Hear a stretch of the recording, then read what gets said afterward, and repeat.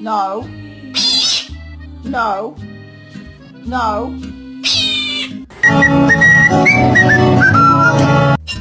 What's this called? Glass. It's made of glass. What's this called? Glass.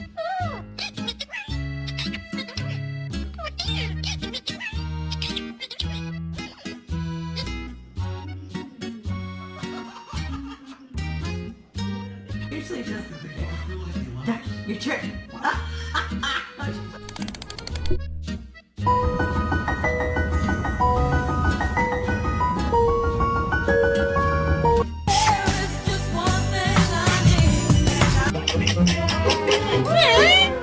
No swearing. Will rock. Look at the beak on that baby.